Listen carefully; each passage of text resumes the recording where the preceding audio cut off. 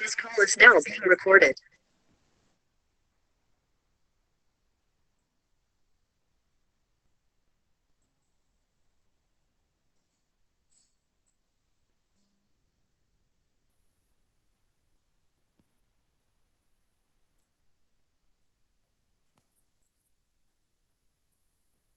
Screen share हो रही होगी।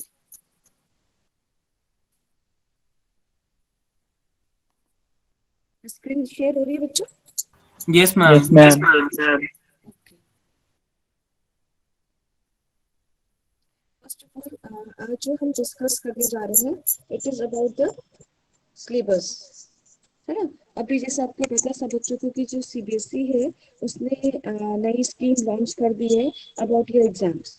तो आपके बच्चों जो एग्जाम्स होने हैं वो दो टर्म में डिवाइड हो रहे हैं, first term and second term. ठीक है, जैसा कि आपको मालूम है हमारी जो बुक का नाम है वो है themes in Indian history, part 1, part 2 and part 3। तो जो डिवीजन हुआ है उसको जो आपको पता होना चाहिए जो हमारे फर्स्ट टर्म तक आएगा। फर्स्ट टर्म का जो एग्जाम है it may be November and December, then आपका जो सेकंड टर्म होगा वो होगा अप्रैल के महीने में, सॉरी मार्च के महीने में, राइट। तो आपको your syllabus, you should know your syllabus. तो जब हम फर्स्ट टर्म की बात करते हैं तो फर्स्ट टर्म में आपके ब्रिक्स बीट्स एंड बोर यानी कि थीम 1 आएगी, then theme 2 kings farmers and town, then theme 3 kings caste and class, then theme 4 thinkers beliefs and buildings, then अभी जो हमने चैप्टर करा था theme 5 that is of traveller through the eyes of travellers वो अब नहीं आएगा, क्लियर। तो आपकी थीम 6 आएगी that is bhakti and Sufi tradition जो अभी हम करने जाएंगे, then theme 7 and imperial capital Vijayanagar empire. तो आपके chapter number 1, chapter number 2, chapter number 3, chapter number 4, this is from your book first. ये आपके बुक फर्स्ट के 4 चैप्टर तो आएंगे ही आएंगे जो हम कर चुके हैं ऑलरेडी। ठीक है, देन आपका जो थीम 6 है वो सेकंड बुक से है, और थीम 7 यानी कि चैप्टर 6 और चैप्टर 7 भी आपका सेकंड बुक से है जो हमें फर्स्ट टर्म में कवर करना है। Is it clear? Yes, ma'am. Okay बेटा, अब जो हम चैप्टर्स कर चुके हैं अभी हमारे को 2 चैप्टर्स और करने हैं। जब ये चैप्टर कंप्लीट हो जाएंगे तब हमें एमसीक्यू बेस्ड क्वेश्चंस की प्रैक्टिस करनी है, क्योंकि आपका जो टर्म 1 है वो 40 मार्क्स का बेस्ड ऑन एमसीक्यूज ओनली, है ना। तो आपको सारी प्रैक्टिस उस पर आधारित करनी है and this question paper will come from CBSE only. आपका वो जो क्वेश्चन पेपर है वो सीबीएसई से ही आना है, इसलिए आपको फुली प्रिपेयर्ड रहना है how to gain good marks in term 1। Then come to your term 2। Term 2 में हमारी चैप्टर नंबर 9 चैप्टर यानी कि chapter number 8 is also related. Then chapter number जो 9 है बच्चों वो सेकंड बुक का ही है, that is kings and chronicles. ठीक है, देन शासक और इतिवृत्त, चैप्टर का नाम हिंदी में शासक और इतिवृत्त और चैप्टर नंबर 9 है। Then chapter number 10 colonialism and countryside, half page यानी कि यहाँ से यहाँ तक नहीं आएगा, पेज 257 से लेकर 274 तक नहीं आएगा। Is it clear? Then theme 13 आएगा यानी कि चैप्टर नंबर 12 को काट दिया गया है। और फिर आ जाइए आप, जो चैप्टर नंबर 12 था उसका नाम था कॉलोनियल सिटीज, औपनिवेशिक नगर और शहर, उस चैप्टर को काट दिया गया है। फिर chapter number 13 that is Mahatma Gandhi and nationalist movement, ये चैप्टर जो है वो एग्जाम में आएगा। देन उसके बाद आप देख सकते हो chapter number 15 framing the constitution. तो chapter number 9, 10, 11, 13 and 15 this will come in your second term examination and this will be of theoretical part. अब जो पहला टर्म जो कर रहे हैं this is of MCQ based. ठीक है, पहला जो टर्म हमने किया वो किस पे है, एमसीक्यू बेस्ड है। सेकंड जो टर्म होगा वो हमारा थ्योरेटिकल बेस्ड होगा and it will also cover 40 marks. तो आपके जो मार्क्स कवर हुए वो हुए 40 प्लस 40, टोटल 80 मार्क्स का पेपर है। तो आपको ध्यान देने वाली बात क्या है कि nobody should leave this questions, this papers. क्योंकि अगर आप इन पेपर को छोड़ देते हो, इट मीन्स आप अपनी क्लास 12th के पेपर को छोड़ रहे हो for your board examination. And why CBSE has done such system for you people? Because of this pandemic situation. इस कोरोना सिचुएशन को देखते हुए ही सीबीएसई ने इसको लागू किया है. ठीक है. Then I have send you a full syllabus of this chapter of this class. पूरा सिलेबस मैं ऑलरेडी आपको डिस्कस कर चुकी हूँ. पहले भी मैंने आपको भेजा है. Kindly go through the full syllabus of your CBSE plus the map syllabus. वो मैप सिलेबस जो आपके एग्जाम में आने हैं वो ही आपको करने हैं, जो कि प्रिस्क्राइब है बाय सीबीएसई. यहाँ बच्चों को क्लियर हुआ? Is it clear to all of you? Yes, ma'am. किसी बच्चे को कोई डाउट है तो पूछ सकते हैं. How many chapters will cover in first term? Can anybody tell? Ma'am, 6 chapters. Devansh के अलावा कोई और बच्चा मुझे बता सकता है कि कितने चैप्टर हमारे कवर हो रहे हैं? Ma'am 6. 6. Name that Pankaj. Bricks, beds and bones, kings, farmers and town, Yes. kinship, case and class, Yes. thinkers, beliefs and buildings, Yes. bhakti, Safi, tradition and imperial capital, Vijayanagar. तो ये आपके 6 chapter आ रहे हैं. अभी हमने जो चैप्टर कर लिया है, कौन सा चैप्टर हमने किया था? जो नहीं आएगा, कौन सा चैप्टर हमने कर लिया था बेटा जो नहीं आएगा? Ma'am, through the eyes of travelers, chapter 5. Yes, through the eyes of travelers, chapter 5 नहीं आएगा. लेकिन अभी हमें थोड़े chapters we have to cover now for your first term. How many chapters we have to cover? Ma'am, 6.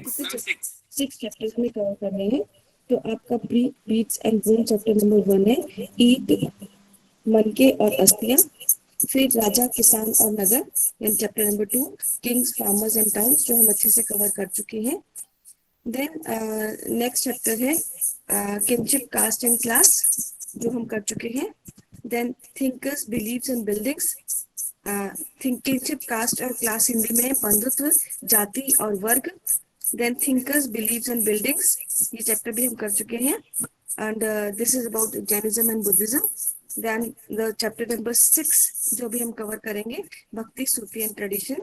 And theme 7 and imperial capital Vijayanagar empire. तो Vijayanagar empire वाला chapter और भक्ति और सूफी परंपरा वाला चैप्टर आज हम अभी हम करेंगे. तो आपके जो चैप्टर नंबर 6 और 7 है, ये कौन सी बुक से है? Ma'am, book 2. ये चैप्टर नंबर बुक 2 से है. ठीक है. Then come to your second term में chapter 9. This is from second book only. That is kings and chronicle. यानी कि हमें चैप्टर नंबर 8 नहीं करना है. ध्यान देने वाली बात है. विच चैप्टर हमें कौन सा चैप्टर नहीं करना है रोहन? अब इस वाले में सेकंड टर्म में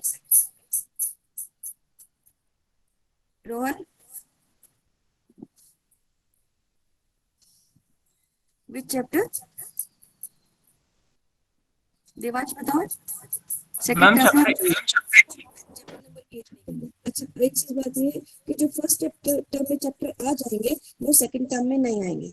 तो आपके लिए तो बहुत ही आसान हो गया कि जो आप चैप्टर ऊपर वाले चैप्टर पढ़ चुके हैं वो आगे सेकंड टर्म में नहीं आएंगे, है ना. लेकिन आपको उनकी नॉलेज होनी चाहिए. देन चैप्टर नंबर 10 आएगा कॉलोनियलिज्म एंड कंट्रीसाइड, उपनिवेशवाद और देहात, है ना. देन कंट्रीसाइड का मतलब तो विलेज. फिर है आपका थीम 11 रिबेल्स एंड राज यानी कि रिवोल्ट ऑफ 1857. क्या मैंने आपके साथ रिवोल्ट ऑफ 1857 पहले भी पढ़ा है बच्चों? Yes, ma'am. Yes, ma'am. In which class? Ma'am, class 8. Yes, when I was in class 8, I taught this lesson that is revolt of 1857 जो आपकी 12th क्लास में भी है. Then Mahatma Gandhi and nationalist movement, again this chapter I have done with you in class 8 and इसमें chapter number 12 नहीं आ रहा है. तो विच अभी तक हमने जो डिलीटेड पार्ट कौन सा किया? Chapter 8, chapter 12. दिमाग में आपको ध्यान रखना है कि चैप्टर 8 और 12 नहीं आएंगे. देन 14 भी नहीं आएगा. देन 14 के बाद सीधा फ्रेमिंग द कॉन्स्टिट्यूशन. ये हमें तो आपको जब से मैं आपको 9th से पढ़ा रही हूँ, आई थिंक 8th में भी, तो कॉन्स्टिट्यूशन से मैं आपसे रिलेटेड रही हूँ। तो फ्रेमिंग द कॉन्स्टिट्यूशन जो वाला जो चैप्टर है वो quite known to you people. ठीक है। जो सेकेंड टर्म है बच्चों, वो आपका थ्योरेटिकल पार्ट आएगा। आपका फर्स्ट टर्म कैसा आना है, एमसीक्यू बेस्ड आना है, बट सेकेंड टर्म आपका कैसा आना है, it is a theoretical part. And map work included in both the terms. आपके जो फर्स्ट टर्म है और सेकंड टर्म है, दोनों में मैप वर्क क्लियर है। ठीक है, is it clear to all of you now? Yes, ma'am. Okay, अब हम चलते हैं प्रोजेक्ट वर्क में। तो देखिए आपका जो टोटल है, तो कैसे है, फर्स्ट टर्म का 40 मार्क्स, सेकंड टर्म का 40 marks, and project work 20 marks. ठीक है, 40 40 20 40 40 20 टोटल 100 मार्क्स। तो बच्चों को ये मार्क्स स्किप नहीं करने, you have to take this marks. तो इट मीन्स सबको एग्जाम में प्रेजेंट होना है या एब्सेंट होना है? Present. Ma'am, present. Yes, all you have to present in the exam so that you can conclude your 12th class. बहुत अच्छे से आप उसको कंक्लूड कर सकते हैं और बहुत अच्छे से मार्क्स को स्कोर कर सकते हैं। ठीक है, अब जो आपकी गाइडलाइंस है, आपका जो ऑब्जेक्टिव है प्रोजेक्ट वर्क बनाने का, कि आप you gain the knowledge. I think I have discussed the topic with you about the chapter about the project work. I have discuss और नॉट? No, ma'am. तो आपको कैसे बनाना है? ठीक है, हम देखते हैं कि आपको प्रोजेक्ट वर्क कैसे करना है। सबसे पहले आपको इसका भी टॉपिक जो आपकी क्लास 12 से रिलेटेड है, वो टॉपिक आप चूज कर लेंगे। फिर उसमें आप डाटा को कलेक्ट करेंगे, रिसर्च मटेरियल को कलेक्ट करेंगे, देन उसको ऑर्गेनाइज करेंगे, देन उसको प्रेजेंट करेंगे, फिर उसका एनालिसिस भी निकालोगे, विश्लेषण भी निकालोगे, देन आप उसमें रिलेवेंट कंक्लूजन निकालोगे, और प्रेजेंटेशन ऑफ वर्क आपका बहुत अच्छा होना चाहिए। याद रखेंगे आपका ये हैंड रिटन प्रोजेक्ट वर्क है, अबाउट 20 to 25 पेजेस आपके प्रोजेक्ट वर्क में होने चाहिए। First page is your index, second page is your certificate, then third page is your, you can see your content matter, then start writing your project, and in the end you have to write bibliography. I told you 11th class also. What is bibliography? Ma'am, from which sources we have made the project? Yes, from which sources we have made the project. Project can be in the form of PowerPoint presentation, exhibition, skit, album, files, songs and dance. तो हम ज्यादातर skit ही लेते हैं, sorry exhibitions अभी नहीं, even files ही लेते हैं। तो पावर पॉइंट प्रेजेंटेशन भी बच्चे बना सकते हैं, बट अगर फाइल बना रहे हैं तो पावर पॉइंट की जरूरत नहीं पड़ती है। You have to make file, file is compulsory for all, और इंडिविजुअल बनाएंगे बच्चे, कोई ग्रुप में नहीं बनाएगा। ठीक है, बच्चों को ग्रुप में ही बनानी है, ग्रुप में नहीं बनानी है, बल्कि किसमें बनानी है, इंडिविजुअल फाइल्स अपनी बनानी है। आई होप आपको हिस्ट्री का पूरा सिलेबस अच्छे से क्लियर हो गया होगा। Yes, ma'am. ओके, अब हम चलते हैं अपनी आज की जो क्लास हमने स्टार्ट करनी है उससे चलते हैं। और आज का जो हम चैप्टर ले रहे हैं दैट इज योर भक्ति मूवमेंट, भक्ति एंड सूफी मूवमेंट।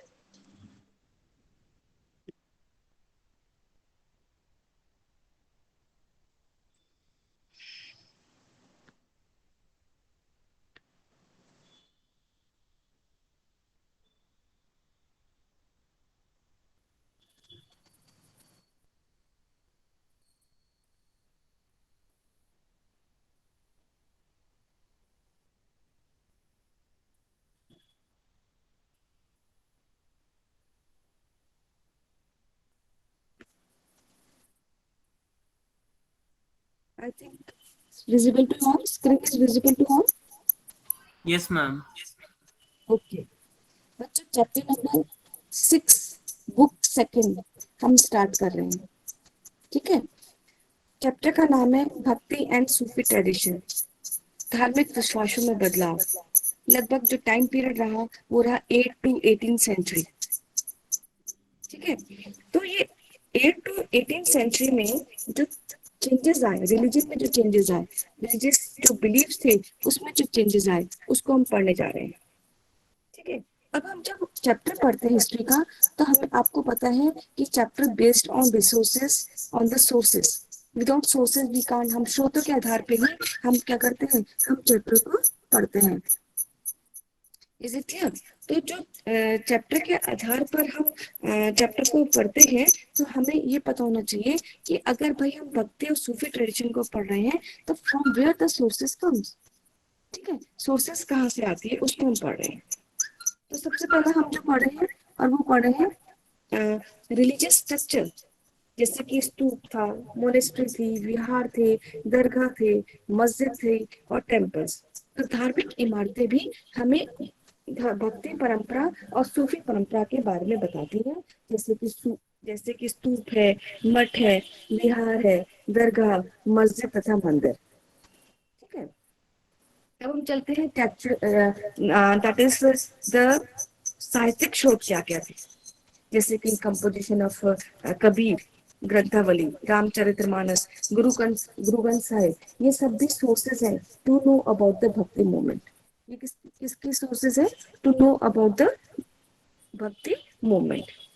ठीक है, देन स्कल्पचर्स एंड इमेजेस, जैसे कि भगवान शिवा के, भगवान विष्णु के, देवी देवताओं की मूर्तियां भी मिली हैं, जो हमें इस बात को बताता है कि भाई इस काल में भक्ति आंदोलन या सूफी परंपराएं रही होंगी।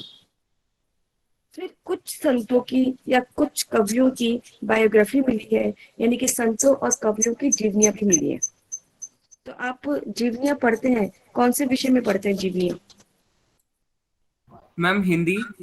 हिंदी में पढ़ते हो, है ना? तो आप हिंदी में जीवनियां पढ़ते हो, अपने कबीर की जीवनी या तुलसीदास की जीवनी और मीराबाई की जीवनी, या पैगंबर मोहम्मद तो आपने 11th क्लास की हिस्ट्री में भी पढ़ा है ना? गुरु नानक जी, शेख निजामुद्दीन चिश्ती, ये सारी की सारी जो सोर्सेज है, जो हमें पता चलता है कि भाई इंडिया में क्या रहा होगा, इंडिया में भक्ति आंदोलन रहा होगा। ठीक है, इज इट क्लियर और नॉट? Yes ma'am. ओके, एक बार फिर से मैं रिपीट करती हूँ बेटा कि क्या सोर्सेस थे 18वीं शताब्दी में भक्ति आंदोलन और सूफी संतों को जानने के लिए। सबसे पहले हम पढ़ते हैं some religious structure have been found, कुछ धार्मिक इमारतें मिली हैं, जैसे कि स्तूप है, मोनेस्ट्रीज है, विहार है, दरगाह है ना, मस्जिद है, मंदिर है। फिर कुछ साहित्यिक सोर्सेज मिले हैं, कुछ लिटरेरी सोर्सेज मिले, जैसे कि संत कबीर की ग्रंथावली, रामचरितमानस, गुरु ग्रंथ साहिब, ये सब ऐसे ग्रंथ, ऐसे एपिक्स, ऐसे सोर्सेस थे जिससे कि हमें भक्ति मूवमेंट और सूफी परंपराओं के बारे में पता चलता है। Then some images have been found, like images of Lord Shiva, images of Lord Vishnu, then some deities, देवी देवताओं की मूर्तियां मिली हैं, जिससे हमें पता चलता है कि भाई भक्ति हुआ करती थी। कुछ कवियों की जीवनियां भी मिली हैं, जैसे कि कौन से संतों की जीवनियां मिली हैं? Can anyone tell me? Ma'am Devansh, Kabir Mirabai. not Devansh, other student. हाँ किरण, किरण। सब कबीर मीराबाई गुरु नानक। हाँ, कबीर, मीराबाई, गुरु नानक, प्रोफेट मोहम्मद साहिब, शेख मोइनुद्दीन हेलो मैम। चिश्ती की भी चिश्तियां मिली है। ठीक है, is it clear? Is it clear? Yes ma'am. Okay, अब हम चलते हैं बच्चों उस समय, जिस समय भारत में भक्ति आंदोलन या सूफी परंपराएं चल रही थी, तो उस समय तांत्रिक वर्शिप, यानी कि तांत्रिक पूजा का भी प्रचलन था। This was a form of worship of god and goddesses, was often called तांत्रिक। देवी की आराधना पद्धति, ज्यादातर देवी की जो आराधना होती थी, गॉडेस की जो पूजा होती थी, उसको हम क्या बोलते हैं? Worship of God, worship of goddess, यानी कि केवल देवी की आराधना जिसमें की जाती थी, उस पद्धति को तांत्रिक पद्धति के नाम से जाना गया था। तो कौन सी पद्धति को तांत्रिक पद्धति कहा गया? पंकज, पंकज, कौन सी पद्धति God. कौन सी पद्धति को बेटा? वर्शिप ऑफ गॉडेस, देवी की जब पूजा की जाती थी, देवी की जब आराधना की जाती थी, तो उसे तांत्रिक पूजा के नाम से जाना गया। ठीक है, अब इसकी विशेषता क्या थी? सबसे पहले यह जो पद्धति थी यानी कि जो तांत्रिक पद्धति थी वो पूरे महाद्वीप में यानी कि सारे के सारे सब कॉन्टिनेंट में फैल गई थी। ठीक है। Then it was open to both man and woman, ये दोनों के लिए ओपन था, चाहे वो स्त्री से चाहे वो पुरुष थे वो इसमें जुड़ सकते थे। Then those who believe in tantric worship often ignore the differences of caste and class. और जो लोग तांत्रिक पूजा में विश्वास करते थे वो वर्ग को और जाति को नहीं मानते थे। देन कर्म कांडों से बहुत दूर रहते थे। Then idea of tantric practice also influence the Shaivism and Buddhism.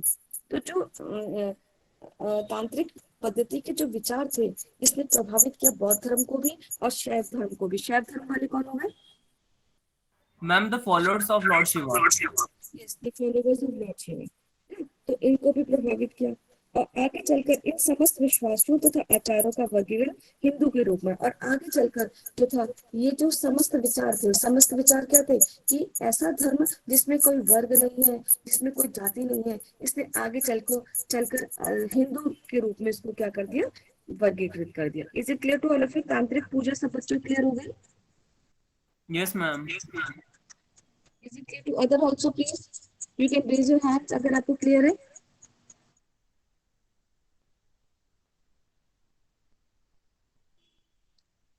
Okay. अब हम चलते हैं कि भाई जो तांत्रिक पूजा थी वो कहाँ कहाँ फैली थी? पूरी लगभग पूरे भारत में फैल गई थी। ये दोनों के लिए ओपन थी, मैन एंड वुमेन के लिए। फिर इसमें जो था कास्ट और क्लास को नहीं जोड़ा गया था।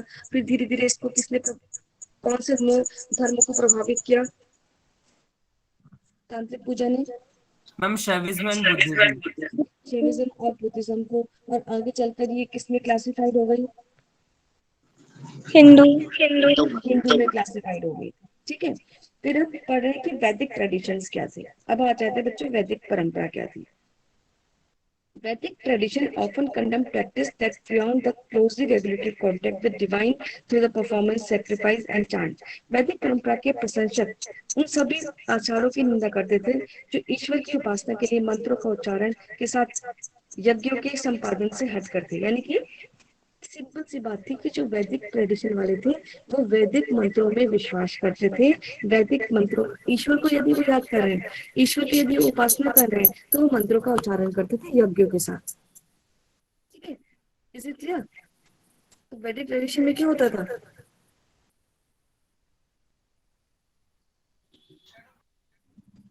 देवांश?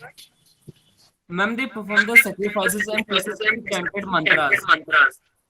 जब वो सेक्रीफाइस को परफॉर्म करते थे और वो जो सेक्रीफाइस होते थे उसमें वो मंत्रों का उच्चारण भी करते थे और ईश्वर को याद करते थे। ठीक है।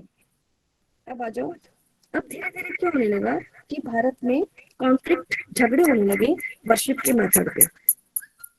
ठीक है। और वो क्या थे कि जो वैदिक परंपरा वाले लोग थे उनको उन्होंने उन सभी आचारों की निंदा की कि जो कि यज्ञों के साथ मंत्रों का उच्चारण नहीं करते थे। तो इसका मतलब क्या हो गया कि जो वैदिक मंत्र वाले थे, जो वैदिक परंपरा वाले थे, जो वैदिक ट्रेडिशन वाले थे वो पूजा के साथ, यज्ञ के साथ मंत्रों का उच्चारण करते थे। Is it clear? Yes ma'am. Rajan clear हुआ? Yes ma'am. क्या क्या क्लियर हुआ राजन? मैम जो वैदिक कॉन्फ्लिक्ट मैम जो प्रार्थना करते थे वो लोग हमारे मैम वैदिक परंपराओं को ध्यान में रखते थे और मंत्रों का उच्चारण करते थे मंत्र का उच्चारण, ईश्वर की उपासना के लिए। ईश्वर की उपासना करते थे, गॉड को याद करते थे। And they should they chant the mantras while performing the sacrifices, यानी कि वो मंत्र का उच्चारण करते थे जब कभी वो यज्ञ करते थे। ठीक है। इसके विपरीत अब वैदिक ट्रेडिशन के विपरीत कौन लोग थे? वे लोग थे जो तांत्रिक आराधना में लगे थे। तांत्रिक आराधना आपको मैंने बताया कि वो ईश्वर गॉडेस की कर रहे हैं और जिसमें कि वो क्लास और वर्ग को नहीं मान रहे हैं। तो इसलिए इन दोनों में अक्सर कॉन्फ्लिक्ट हो जाया करता था। किस किस के बीच में कॉन्फ्लिक्ट होता था? मैम तांत्रिक प्रैक्टिसेस एंड वैदिक ट्रेडिशन। तांत्रिक ट्रेडिशन और वैदिक ट्रेडिशन के बीच में अक्सर क्या हो जाया करते थे? अक्सर कॉन्फ्लिक्ट हो जाया करते थे, अक्सर झगड़े हो जाया करते थे। ठीक है। अब हम चलते हैं उस पोजीशन पे जिस चैप्टर को हम पढ़ने जा रहे हैं। सबसे पहले आता है वैदिक ट्रेडिशन। तो व्हाट इज भक्ति ट्रेडिशन? भक्ति ट्रेडिशन क्या है? भक्ति परंपरा क्या है? तो साधना और आराधना द्वारा ईश्वर को प्राप्त करना means self devotion to God. ईश्वर के प्रति इसका असीम कृपा होना, ये हम भक्ति कहते हैं, है ना। हम अपना सब कुछ तन मन धन ईश्वर की याद में जब समर्पित कर देते हैं तो उसको हम क्या बोलते हैं? भक्ति। और यहीं से शुरू होती है भक्ति परंपरा। Is it clear? Yes, ma'am. तो भक्ति परंपरा क्या हुई? भक्ति परंपरा क्या हुई? Ma'am, the devotion of visiting temples and the static adoration where devotees attain a state of trance. Yes. भक्ति परंपरा का मतलब है कि सेल्फ डिवोशन टू गॉड, है ना। हम अपना सब कुछ तन मन धन से ईश्वर को याद कर रहे हैं, अपनी साधना से, अपनी आराधना से। We are devoted towards the God. हम ईश्वर को याद कर रहे हैं भक्ति के माध्यम से, ठीक है। उसको हम क्या कहते हैं? भक्ति परंपरा। अभी जो भक्ति परंपरा थी वो दो भाग में कैटेगराइज थी। भक्ति परंपरा कितने भाग में कैटेगराइज थी? दो भाग में कैटेगराइज थी, सगुण और निर्गुण। सगुण का मतलब था विद एट्रीब्यूट और निर्गुण का मतलब था विदाउट एट्रीब्यूट, है ना। यानी कि विशेषण सहित और विशेषण रहित। यानी कि अगर हम सगुण की बात करते हैं, ईश्वर का आकार है, ईश्वर एक आकार के रूप में पूजा रहे हैं। और निर्गुण में ईश्वर का आकार नहीं है, शेपलेस है, ठीक है। तो हम सबसे पहले ले रहे हैं सल। तो कितने पार्ट में डिवाइड थे भक्ति आंदोलन? भक्ति ट्रेडिशन के दो भाग Ma'am, में two. था। क्या क्या थे? Ma'am, Shakti and Nirguna. मतलब टू पार्ट ऑफ द भक्ति ट्रेडिशन। तो सबसे पहले हम ले रहे हैं सगुन। जो सगुन ट्रेडिशन था वो focus on worship of lord Shiva, Vishnu and their incarnation and form of goddess and goddess. यानी कि फॉर्म है ईश्वर का, कुछ रूप है, कुछ विशेषण है, कुछ एट्रीब्यूट्स हैं। तो वो एट्रीब्यूट्स क्या थे? क्योंकि इस समय worship of lord Shiva, Vishnu और उनके जो अवतार थे और जो विविध देवी देवताएं थे उनकी पूजा होने लगी थी। तो ये क्या कहलाए? सगुन, ठीक है। और सगुन भक्ति की उपासक थे मीराबाई। क्योंकि मीराबाई किसकी उपासक थी? मीराबाई किसको मानती थी? मीराबाई किसकी पूजा करती थी बच्चों? Ma'am, Krishna. Yes, Lord Krishna की पूजा करती थी। फिर रैदास जो मीराबाई के गुरु थे, फिर तुलसीदास भगवान राम को मानते थे, सूरदास कृष्ण को मानते थे, अंडाल एक स्त्री थी जो कि विष्णु की भक्त थी, देन कराई कलम अमियार ये भी शिव भक्त थी। तो वो जो कि भगवान के विशेषण को मानते हुए पूजा करते थे। इसमें कौन से प्रमुख अहम जो थे गॉड थे, कौन से थे? आंचल बताओ, आंचल, आंचल, पंकज, पंकज, Yes, ma'am. कौन से भगवान की पूजा होती थी बेटा? Ma'am, Tulsidas. नहीं, भगवान की बात कर रही हूँ मैं, तुलसीदास की बात थोड़ी ना कर रही हूँ। शिवा एंड विष्णु। मैम विष्णु और उनके अवतारों की और देवी देवताओं की जब पूजा की जाती थी तो उसको सगुण रूप कहा गया है। सगुण रूप का मतलब था जिसमें किसी विशेष देवी देवताओं की पूजा की जा रही है, focused on some special god. तो विशेष देवी देवता कौन थे? मैम कृष्णा, विष्णु, शिव। Ma'am, राम, कृष्ण। हाँ बोलो देवांश।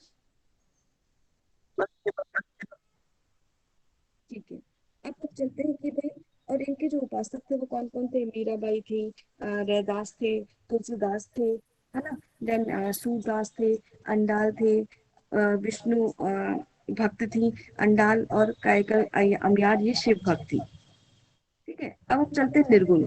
निर्गुण का मतलब होता था this was a worship of abstract form of God. यानी कि भगवान निराकार है, उसकी कोई शेप नहीं है।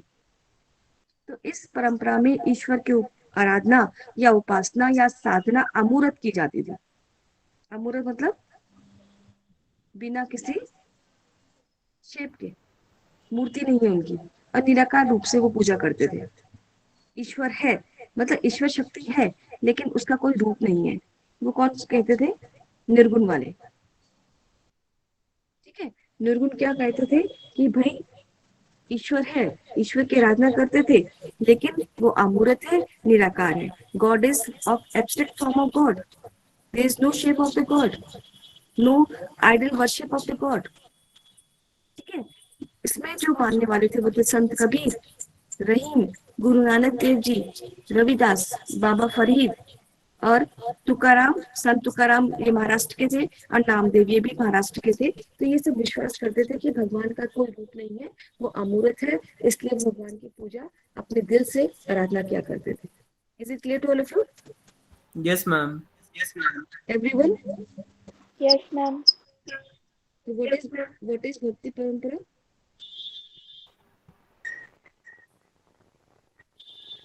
एक बार जितना मैंने आपको पढ़ा दिया है, पहले मैं उसको रिवाइज करती हूँ, तब आके आपको समझ में आएगा कि चैप्टर में वास्तव में है क्या।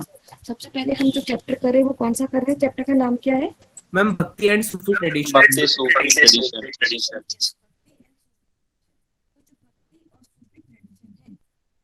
इसमें हम जब कोई भी हिस्ट्री का चैप्टर करते हैं तो आप सभी को मालूम है कि हम हिस्ट्री का चैप्टर जब करते हैं it is based on sources, है ना? तो जो सोर्सेस थे वो कौन से थे? या तो धार्मिक इमारतें मिली हैं, रिलीजियस स्ट्रक्चर मिला है, जैसे कि स्तूप है, मोनेस्ट्री है, विहार है, दरगाह है, मॉस्क है, मंदिर है ना? ऐसे ही धार्मिक इमारतें मिली हैं, स्तूप, मठ, विहार, मस्जिद और मंदिर। टेक्सचुअल सोर्सेस कौन से हैं? Can anybody? Ma'am Ramcharitmanas, Ma'am, Puranas, traditional works. Guru Granth, Guru Granth Sahib, है ना? ये सब क्या है? लिटरेरी सोर्सेस है। स्कल्पचर इमेजेस में क्या आएगा? Ma'am, God Shiva, God Vishnu, and other deities. Yes, God Vishnu के या शिवा की मूर्तियां या अन्य देवी देवताओं की मूर्तियां मिली हैं। फिर जीवनियों में क्या आएगा? बायोग्राफी में क्या आएगा? पोएट्स की।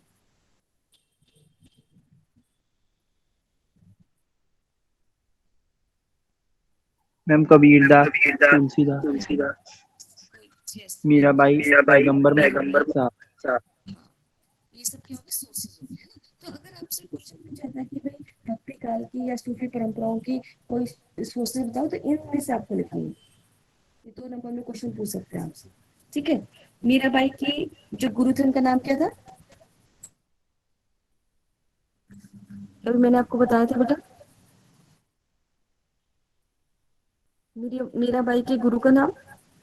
ये क्वेश्चन आया था बोर्ड में।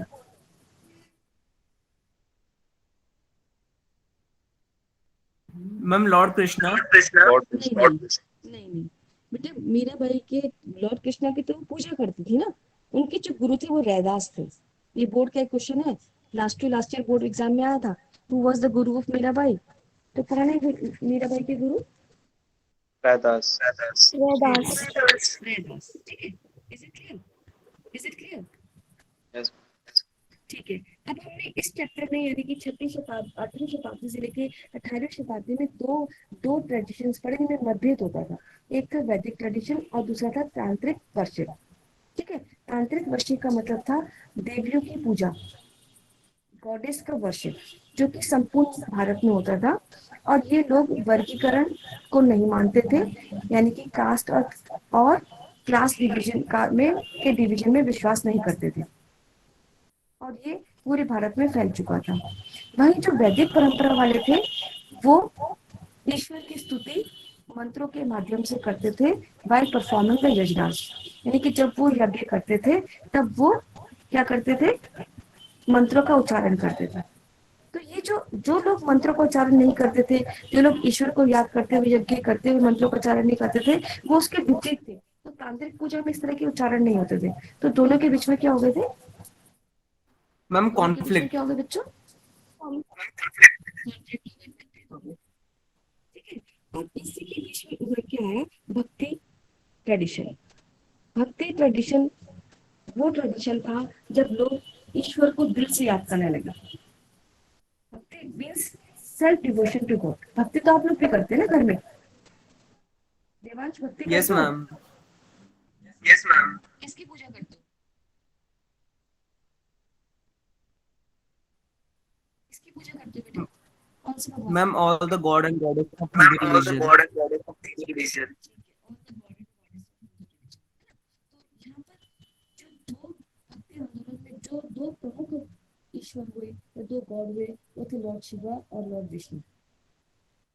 ठीक है, और उनके इंcarnation भी, उनके अवतारों की भी पूजा की गई, और कई जगहों पे देवियों की भी पूजा की गई। तो भक्ति का मतलब कि हम ईश्वर को दिल से याद करें, सेल्फ डिवोशन टू गॉड, ईश्वर के प्रति असीम कृपा होना, साधना व आराधना से हम ईश्वर को प्राप्त करें। तो लाइफ में 3 मार्ग है, ठीक है, और मतलब ऐसा बोला गया है हिस्ट्री में कि there are 3 ways to reach to God। One is ज्ञान मार्ग, कर्म मार्ग और भक्ति मार्ग। ज्ञान मतलब नॉलेज, है ना, तो लोग ज्ञान के माध्यम से ईश्वर को याद करना चाहते हैं, कुछ कर्म के माध्यम से, एक्शन मार्ग, कुछ काम करके वो ईश्वर को तक पहुंचना चाहते हैं, और तीसरा है भक्ति मार्ग, जो हम पढ़ रहे हैं। ठीक है, और जो भक्ति मार्ग है वो भी कितने पार्ट में डिवाइड है? Ma'am, 2. 2 पार्ट में डिवाइड है, सगुण और निर्गुण, है ना। सगुण का मतलब था God having some shape with attributes.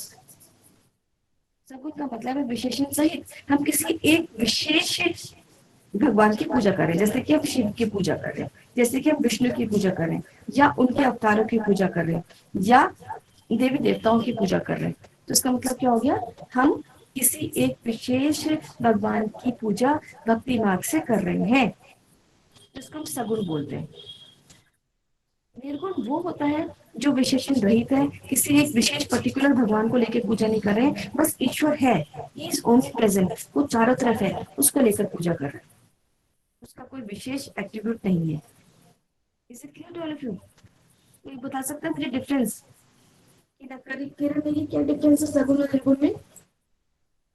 Ma'am, in the Shakun, there is the worship There of is the worship of specific deities like specific Vishnu deities and like Shiva, Vishnu and Shiva, and in the and Nirgun, in the there Nirgun, is the worship there is of the worship formless of God. formless God.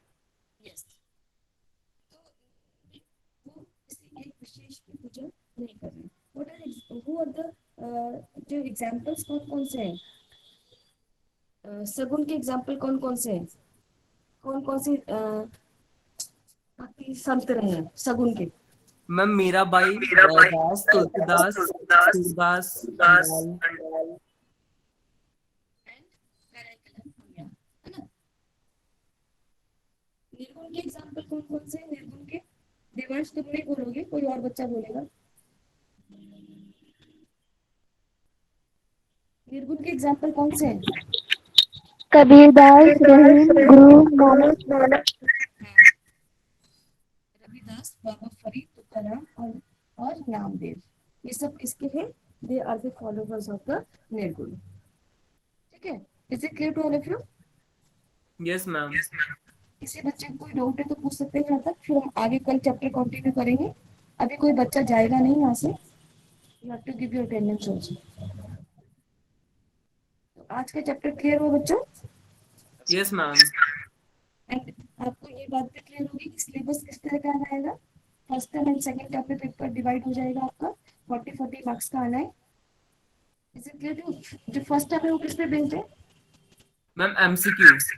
Yes, first term is your MCQ which we have done, only 2 chapter left जो आप लोग पढ़ रहे हैं। Is it clear? Yes, ma'am. Okay, अभी कोई बच्चा जाएगा नहीं।